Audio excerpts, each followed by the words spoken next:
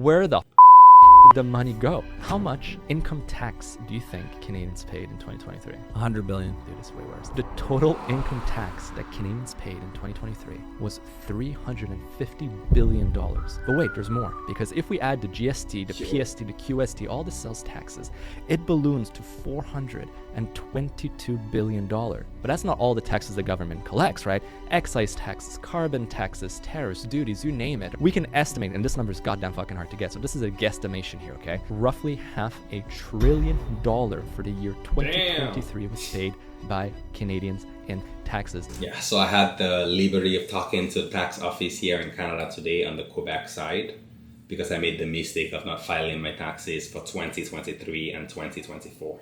So I wanted to know how much they had charged me in interest and penalties for 2023. I only got around to it in March of 2025.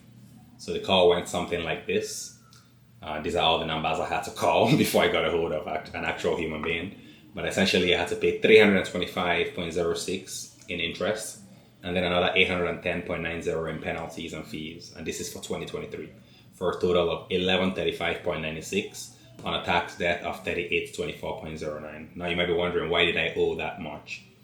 It's because I live in Quebec and I work in Ontario. So my work, they deduct it like as if I lived in Ontario. But then when I come tax filing time, I have to then pay the balance to Quebec.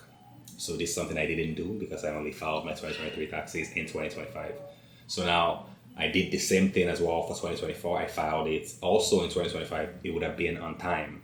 April 2025, I filed for 2024. Now my accountant dropped the ball and he didn't file it yet. I just found out.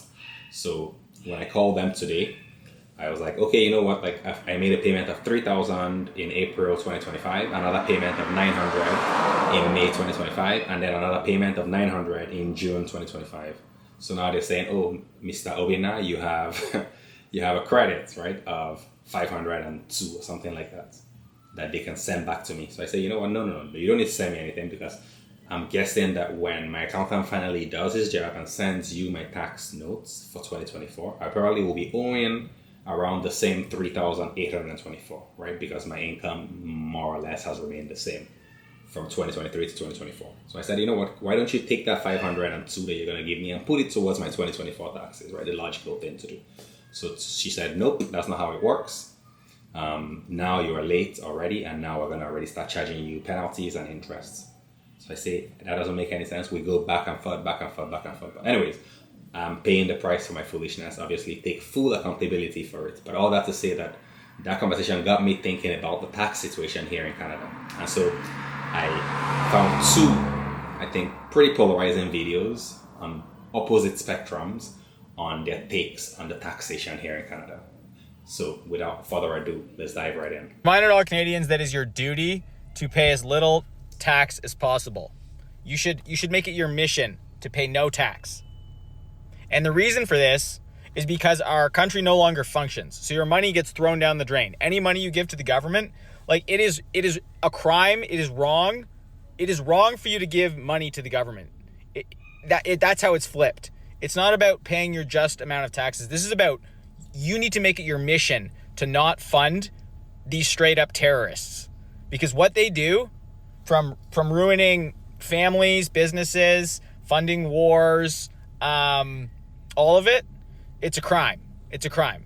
So whatever you need to do, it's getting harder and harder to make cash on the side and those sorts of things. But open a business if you have to, just so you can write stuff off. But you need to find ways to pay zero tax so we can stop funding this insanity. So having a business is just going to even add more taxes. There's the payroll tax, there's the CNE, there's many different taxes that you pay as a business owner here in Canada. So I wouldn't say that that's a loophole by any chance. Now I do acknowledge that the government, they seem not to be meeting their own end of the deal with rising cost of living. Imagine like the rent is going up, unemployment for May 2025 at a 7% rate. June numbers are not out yet, but it's probably higher because we keep hearing more and more people losing their jobs. Cost of groceries through the roof. Housing is like there's the highest amount of housing insecurities right now. So you see, it looks like as if the government are not keeping up to their own end of the deal. So in a way, I get where this brother is coming from. Not to mention, Canada has vast amounts of natural resources, right? So why don't they tap into these natural resources to raise revenue for the country rather than rely solely on the citizens? So that's something else again that is a valid question. But still, like to not pay any taxes whatsoever, like zero taxes, I think that's not reasonable because there is a lot of infrastructure, roads. In Canada, we get free healthcare, free dental, free school, like a lot of free things, right? So I don't think that that's reasonable at all. So this is a perfect segue into this next video that is actually going to look at the opposite end of taxation here in Canada and actually why it is important. So let's dive right in. The taxes that I pay in Canada definitely come back to me. You see this thing right here? You see what she used to be? She spent a whole week in the NICU when she was born. She almost died when she was born. You want to know how much money we were charged to keep her alive? Nothing. You want to know how much it would have cost to keep her alive in the States? Well over $50,000. And that doesn't even include the cost of birthing her, or the EI that my wife got for her when she was on a year of mat leave, or the reduced daycare costs, or the Canada Child benefit that we're getting. Now, you might be saying, I don't have a kid. Who pays for your roads?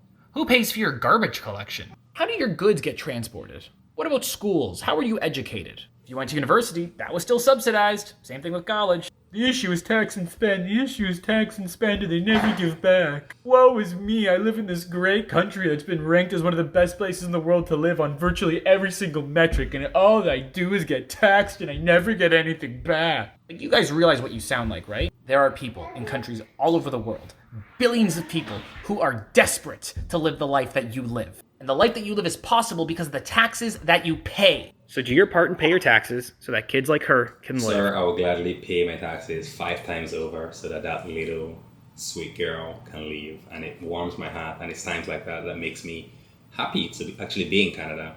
Because that kind of support, you can only find it in a place like here. And he's not joking about the US, right? A buddy of mine, she went to go meet her husband in the States. She was pregnant, ended up giving birth there. And then the hospital bill was like in the mid 5 figures. So he's not joking about that whatsoever. So I do acknowledge that like taxes are highly essential here in Canada. I myself, with my partner, we have 4 kids. We don't pay any tuition whatsoever. We get like a lot of dental covered, a lot of healthcare covered.